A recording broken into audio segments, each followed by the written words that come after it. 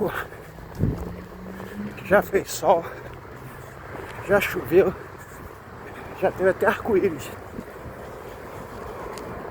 10,5 km, treino finalizado. Olha. Fala, gente boa. Então, tem uma curiosidade que eu vou trazer hoje. Acabei de fazer meu treino de corrida e aí, né, suei bastante e tal, e eu me lembrei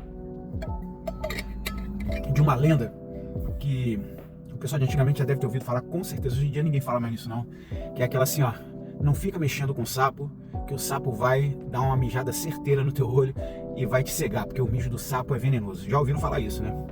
Bom, vamos lá, um por parte. Existem sim sapos que são venenosos, conforme eu já falei em algum vídeo aí anterior. Por exemplo, o sapo cururu, ele tem aqui atrás, aqui, ó, um par de glândulas bem grandes, chamado glândula paratóide, que ela acumula veneno. E isso é uma defesa contra o predador. Só que ao contrário do que as pessoas pensam, o sapo não atira veneno com aquilo ali. Inclusive a liberação desse veneno não é ativa, ela é passiva, ou seja, quando o predador vai ali e morde, porque geralmente o predador ataca na cabeça, quando morde aquilo ali, pressiona a glândula, ela dispara o veneno e aí espanta aí o predador, né? Agora tem uma outra coisa: os sapos, eles têm a capacidade de acumular muita quantidade de urina na bexiga, só que a urina do sapo, ela é altamente diluída, ela é praticamente água potável, só para vocês terem noção.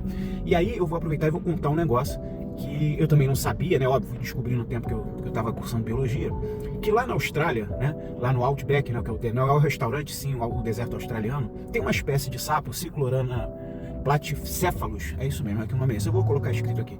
Ele é um sapo que ele passa períodos de estivação, ou estiva, ou dormência, que seria uma hibernação. Por exemplo, o urso hiberna no inverno. Esses animais, eles estivam no período de muito calor e seca, né? Então é como se fosse uma hibernação do verão, né? Já que o sapo é um anfíbio, ele é um animal muito dependente da água e ele fica muito exposto, ele é muito frágil, né? A pele dele perde água com muita facilidade. Então ele tem a capacidade de acumular muita água, né, na bexiga dele, e aí ele se enterra na areia do deserto. Ele consegue se enterrar alguns centímetros ou até metros debaixo da areia, e aí ele entra num estágio de dormência, e aquela água que ele tem acumulado dentro da bexiga dele, em algumas cavidades corporais também, aquilo ali vai manter ele ali por meses, tem registro de até anos, né?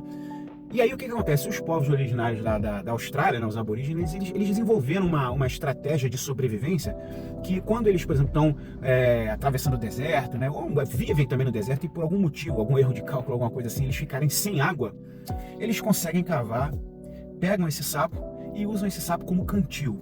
Bom, olha só, eu já ouvi algumas histórias. Já ouvi, por exemplo, dizer que esses aborígenes, eles aprenderam a imitar o som da chuva quando ela começa a bater no solo, aquelas gotas de chuva, né? Lembrando que em alguns desertos chove, sim, é uma coisa raríssima, tipo assim, nos 365 dias do ano, sei lá, não sei se chega a 5 dias que tem a chuva no deserto, mas enfim. Quando começa a chover, que aí vai batendo a gota e a água bate ali e vai, isso aí desperta o sapo, ele vem para a superfície, porque é o período que ele tem para poder se reproduzir e para poder acumular água, né, para o próximo período de seca.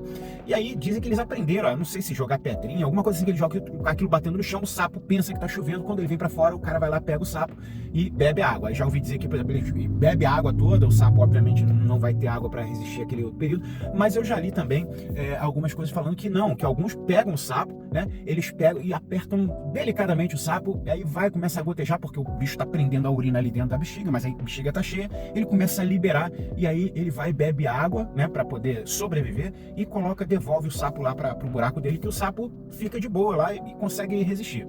Bom, então, e detalhe, água, como eu falei, água potável, porque a água é altamente diluída e o interior da bexiga do animal, assim como o nosso também, é um ambiente estéril, né? O problema é quando vem para fora, depois que entra em contato com o ambiente, que aí vai, e no caso a nossa urina também tem ureia e tal. A do sapo não, a do sapo é praticamente água, é extremamente diluída. Aí volta a questão da lenda de que o sapo, se você ficar mexendo com o sapo mija na tua cara, daquele jato, aqueles guichos de urina.